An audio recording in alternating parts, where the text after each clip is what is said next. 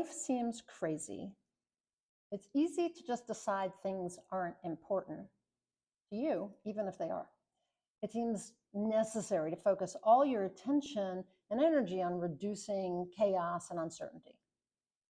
Wanting to create something that matters to you seems selfish, even trivial. I was thinking about this today because I had a conversation with a friend of mine, a colleague who lives in Israel and, has been, had to go into her safe room all the time, because of bombs and sirens and whatever. Think about this with my niece who lives 10 miles out of Asheville and had to pick up and leave after the hurricane that impacted the area. People with, who are have been impacted by the fires in California, wars, political situations, all of it, right? So it seems selfish to want to create something that matters to you in those kind of situations. And yes, even trivial. But it's actually not selfish to create what matters to you, especially when life seems the craziest. I kind of liken this to putting the oxygen mask on yourself first on an airplane so that you can help other people do the same. When life is crazy and chaotic, taking care of yourself allows you to care for others. And that means putting your interests or the things you find most meaningful first. Because if you're not doing anything for yourself, it's very hard to give of yourself to others. But when you feel happy, fulfilled, purposeful, and powerful, you possess a greater ability to help others. You emit a higher and more positive vibration, which others then feel, and you have more energy to put toward contribution and support for those in need. Of course, if the situation requires your attention or something dire is going to happen, obviously, you're going to address that first. But don't put what's important to you on the back burner for long. If you do, it's eventually going to burn or go bad. Now, right now, the world seems pretty crazy, especially in the US, but that's just from my perspective, because it might seem awfully crazy in the Ukraine or in California, or I think it's Tennessee right now with flooding. The world can seem pretty crazy no matter where you are, okay? Again, other places in the world besides the US experience craziness. It's possible that you know people. It's possible you or people you know feel they have to put their attention on the essentials, survival. And in some cases, you might need to do that. Like if you're a hostage or under attack or in a fire. But in most cases, the crazy world does not present you from creating what matters to you, in most cases. But people believe they have to put their passion projects and life's work on hold, on the back burner, to handle what's right in front of them.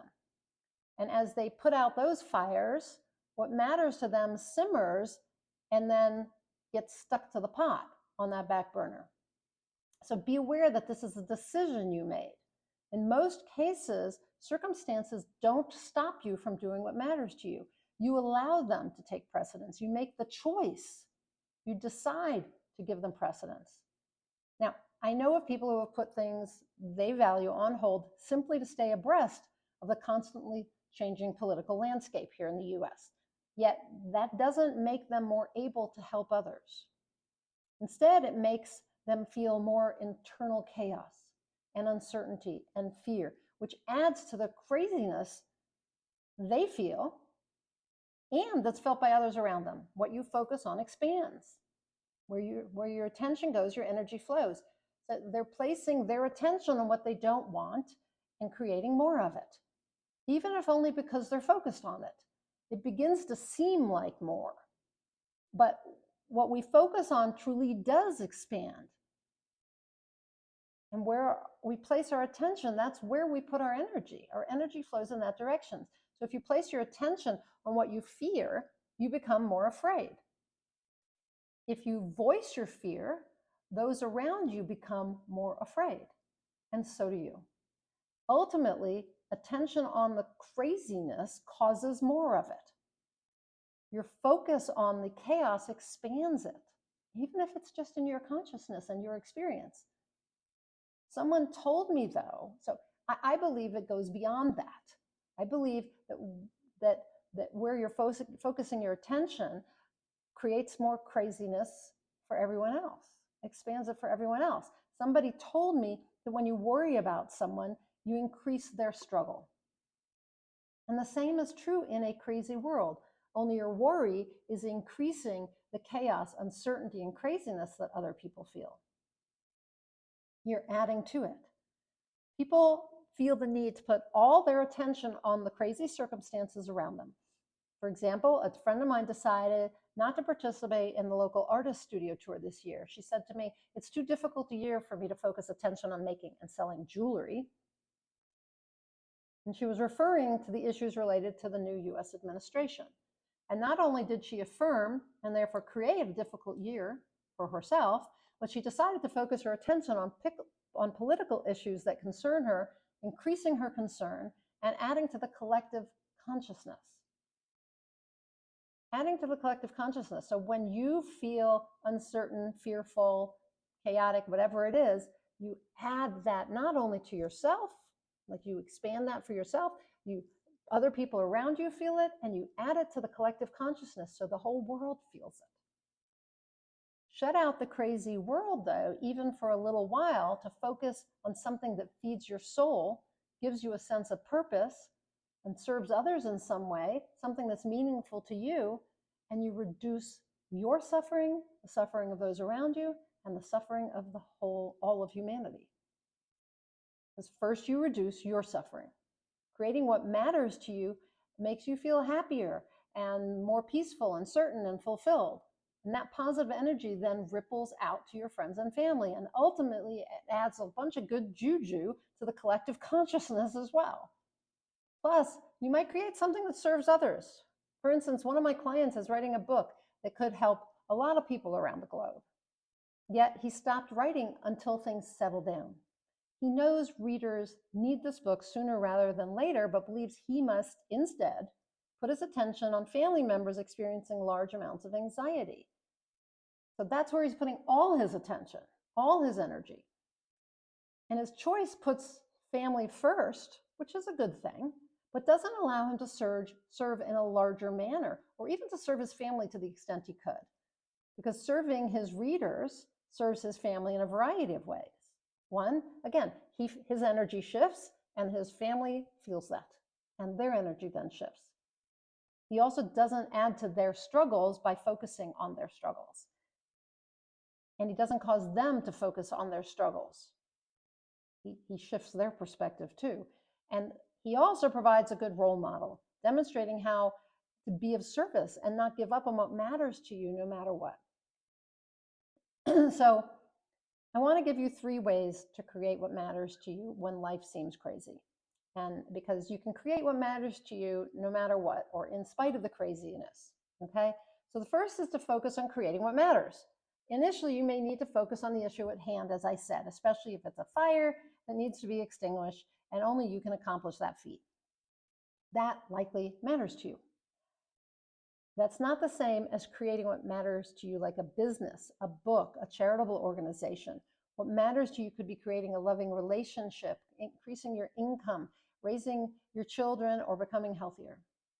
Place your attention on creating what matters to you for all the reasons described previously. You'll feel better, people around you will feel better, you add to the collective consciousness in a positive way.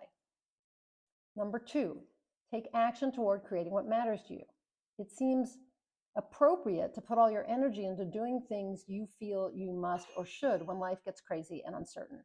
You want to stave off the fear in any more negative or uncomfortable circumstances. That's understandable. However, you get a reprieve from those activities and your anxiety if you take action towards creating something that matters to you. Do one small thing, take one baby step. That action keeps your pot cooking on the stove, but not burning. And you'll feel better for having paid attention to something you find meaningful and purposeful. Not only that, you'll move the creation towards manifestation. And number 3, make a promise to yourself and keep that promise. Promise yourself you're going to continue to focus time, attention, and energy on creating what matters to you, no matter how crazy the world gets. Keep that promise. Have the self-integrity to keep doing what's necessary to bring your dream into reality. That type of commitment to yourself and what matters to you goes a really long way. I realize that if your home is burned down in a wildfire or your job has been threatened or taken away, you might not feel able to keep your promise to yourself to write a chapter of your book daily. Yet you can make the decision to do that, and you can write a little bit, a paragraph, for example. You can remember why you wanted to create whatever it is you wanted to create, and then do something that moves you forward. And that brings me to purpose. Your big why, that reason why you want to create something, that big why, or purpose as we often call it, holds the key to creating what matters, even when life seems crazy. When you keep that reason that you want to create something at the forefront of your mind, you'll always find a way to take a step toward that goal. Always. Always. Okay? And you came here to do that. You came here to fulfill your purpose. You came here to make a difference. You came here to create what really matters to you. So create it no matter how cray-cray the world is. So I'll leave you with a question. Are you creating what matters to you despite all the craziness in your world? Whatever that is. And how are you doing that? I would love for you to tell me in a comment down below. So if you're new to me, I'm Nina Amir, the Inspiration to Creation Coach. I am a published author, an author coach, a transformational coach, an intuitive, and a certified high performance coach. And what I love to do is to help people step into being the type of people who can take the actions that create what matters to them. And that's what I'm talking about in this video. Be someone who creates, takes the action of creating, even when the world is crazy. So I firmly believe that we are spiritual beings having a human experience, and that we are spiritually guided, and that when we follow that guidance, we become creators in our own right, and we create what matters to us. So if you're feeling stuck, like you can't get from where you are to where you want to go, I'd love to help you bridge that gap and be someone who can do those things to get you where you want to go. So if that's of interest to you, click on the link above. It describes 3 different ways you can work with me. Sometimes one of them, the Inspired Creator Community, has its doors closed for 6 months. As I'm shooting this video, the doors to the Inspired Creator Community are open.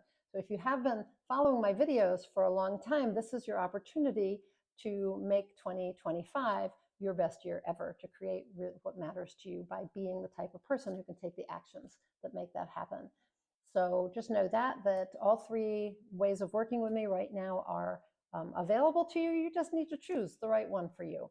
And if you're unsure, then click on the other link I'm going to put up above, which allows you to have a quick chat with me, a soul alignment session.